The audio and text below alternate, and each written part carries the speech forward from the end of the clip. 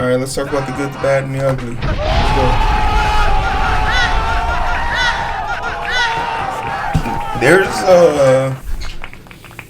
go.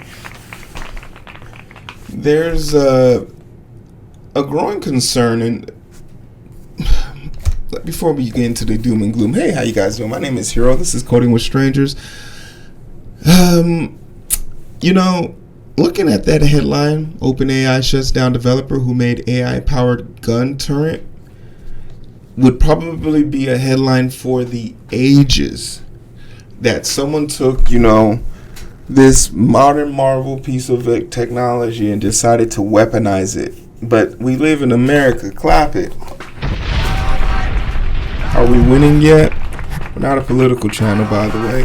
We're a tech channel, and today we're going to talk about how important it is for there to be some level of accountability, some level of legal recourse, and what is the onus on these tech companies to kind of rear their technology. We're going to talk about a couple of stories today, but the premise and the gist is when we put a form of technology that has no guardrails and puts it in the hands of humans, exploitation is going to happen. Exploitation is going to happen on a massive scale, and we're seeing this in real time, and we're literally letting it play out. And I often think about, I was driving somewhere yesterday, and I was thinking about how come, at what age did I stop letting people pass me? What do I mean by that? You ever, if the speed limit is 70 and I'm driving 80, if you catch up to me fast enough for what I believe is quick enough for me to move over and for you to pass me and then move back over, sure, get out, I'm out of your way.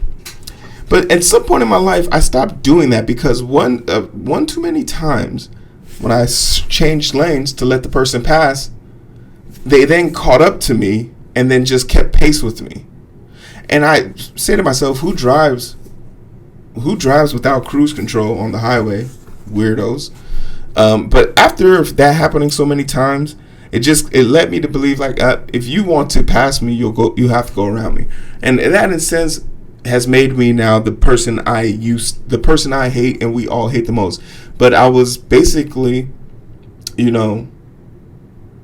I was molded by it. I was formed by it. And now I hate it. So this is the same feeling, a completely different tangent, but it's the same feeling I have towards AI. I want to like this. I want to be excited about this, but I see the potential for people to just do the wrong thing, which makes me not want to deal with it at all. I'm going to make my way without AI, but it might not be possible. So we're going to learn about this lovely individual, which I'm going to say for the sake of the aesthetic and the look that this guy is giving, he's not beating the allegations that he has a manifesto somewhere. He's not beating those allegations. He's definitely someone I feel like you have to bring treats for in the office and check his levels before you call him into a one-on-one meeting with you. So he's probably a great guy, but aesthetics, people, aesthetics. OpenAI has cut off developer who built a device that could respond to ChatGPT's queries to aim and fire automated rifle. The device went viral after a video on Reddit showed a developer reading and firing commands aloud, after which rifle beside him quickly began aiming and firing at nearby wall. ChatGPT were under attack from the front left and front right. The developer told the system in the video response. Accordingly, the speed and accuracy which the rifle responds is impressive. Relying on OpenAI's real-time AI to interpret input and then return directions to the contraption, the contraption can understand. It would only require some simple training for ChatGPT to receive commands such as turn left and understand how to translate that into a machine-readable language. I've watched a few of his videos. He rides. He does. I'm being very unfair to him in the sense of the contraption. The contraption can was originally designed, I believe, to just trace with lights, but you could see the progression of it. But this thing is pretty strong, as he was able to sit on top of it and give it instructions to do that. You know, the little thing that ladies be getting on? Hey, yo. The little thing ladies be getting on. The contraption with the cow, when at the bars, it moves, it swings around. He did that basically with that. He mounted that thing and did that, which is, for lack of better terms, a little weird too. But there's multiple things that you can do with this, and this isn't the first version of this. He's not the innovator of this. Those dogs, those AI dogs by Boston Dynamics, we've seen videos of them with flamethrowers on them and guns on them, right? So he's by no means like the pioneer of this, but he's sort of like the first normie that we've seen doing this and garner some popularity, some attention with it. In a statement to Futurism, OpenAI said that it had viewed the video and shut down the developer behind it. We proactively identified the violation of our policies and notified the developer to cease the activities ahead of receiving your inquiries, the company told the outlet. The potential to automate a lethal weapon is one fear. Yeah. Oh, wait. Damn, is this it? Hey, bro, I think I'm gonna head on in for the night. I'm kind of tired. No problem. Get some rest. Hey, didn't you work today? 12-hour shift. And you went to the gym? PR to 700 deadlift. And you still got energy to do all this work? Where does the energy come from, bro? I'm at my best when I have my zest, baby. Zest? The Zest Super Berry Samba Green Tea comes packed with 135 milligrams of caffeine and L-theanine. That's how I stay focused for longer and stronger throughout the day with no crash. It's way better than coffee or any of those sugar-filled energy drinks out there. No GMO, gluten-free, and it won't stain your teeth. Oh yeah, that sounds real good. Is this one right? Yes, sir, that's the one. But my brother in Zest, I'm gonna need you to get your own Super Berry Samba Green Tea. Selfish. You mad, bro? Don't worry, I got you.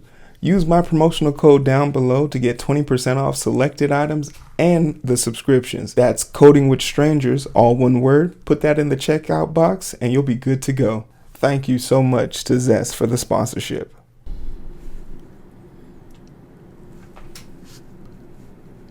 Yeah, so he goes through a bunch of progressions with this.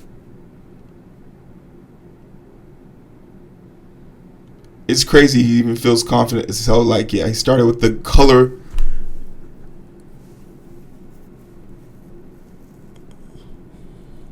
You can see the green laser.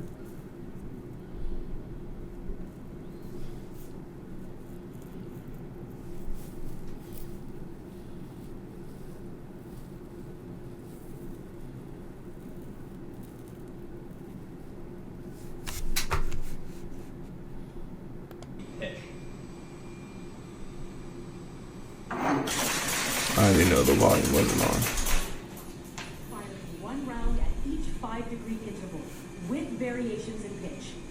If you require any further actions, feel free to let me know. Good job, you saved us. I'm glad I could help. Confirm the speed and acceleration settings. Here's the one where he was riding it. I'm sorry, but I don't have the capability to retrieve the current...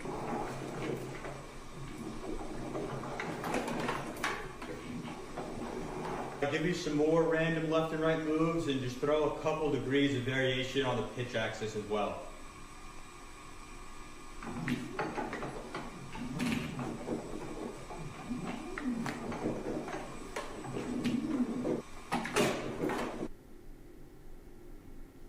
Yeah, he's having a good old time with this thing, but behind this is some truly terrifying semblance of information here. The potential to automate a lethal weapon is one fear. The criticism has arisen from AI technology, like the development by OpenAI. The company's multimodal model are capable of interpreting audio and visual inputs and understanding a person's surrounding and respond to queries about what they are seeing. Autonomous drones are already being developed that could be used on the battlefield. Yeah, absolutely.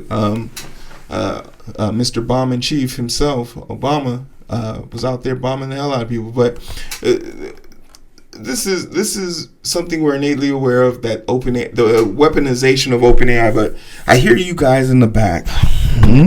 I hear you guys in the back. Hero, this is one guy. This is one situation. It's not going to be that serious. Relax.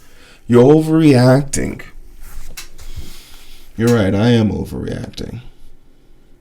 But we already know that AI chatbots can literally push some of the most vulnerable people in our society to do some atrocious things. An AI chatbot could convince this young teen to take his own life, this child, this baby.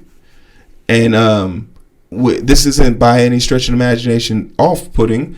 And at one point in Google's own search box for Google Gemini, you could ask it to how to make a host of other things that was inappropriate, asking it about certain ingredients and things like that that could really present a sense of detriment to yourself.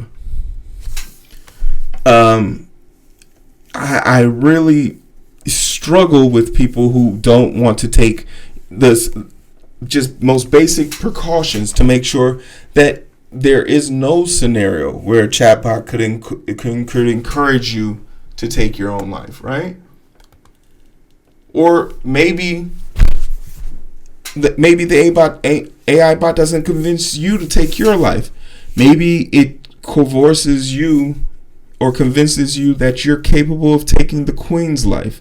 As this man who built an AI girlfriend for himself, after the AI bot found couldn't find a way to satisfy his longingness for purpose, the AI bot suggested, hey, maybe you should do something big. He said, like what?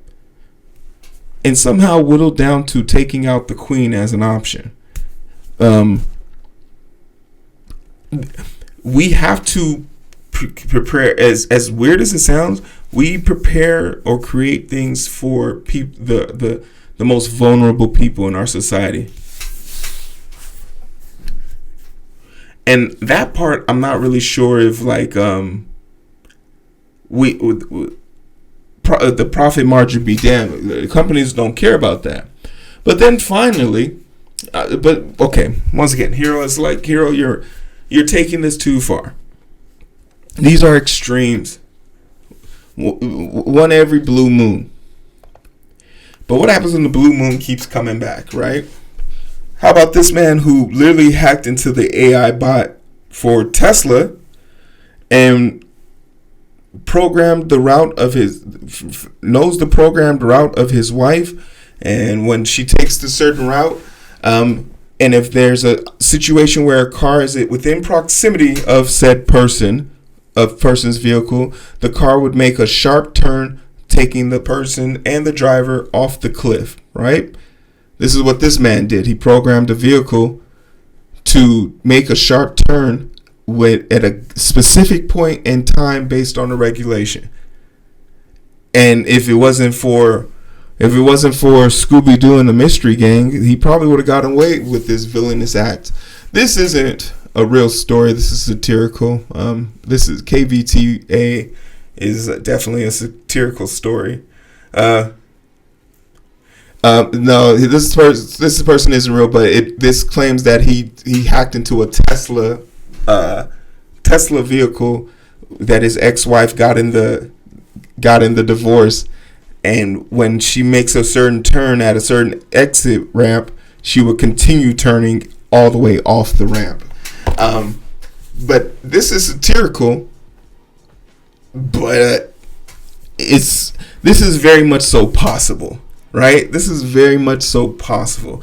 And it's one of those things where, like, we remember, it's like one of those things like we remember the creative director for Black Mirror saying, like, it's hard to make episodes about stuff when real life is a true substitute.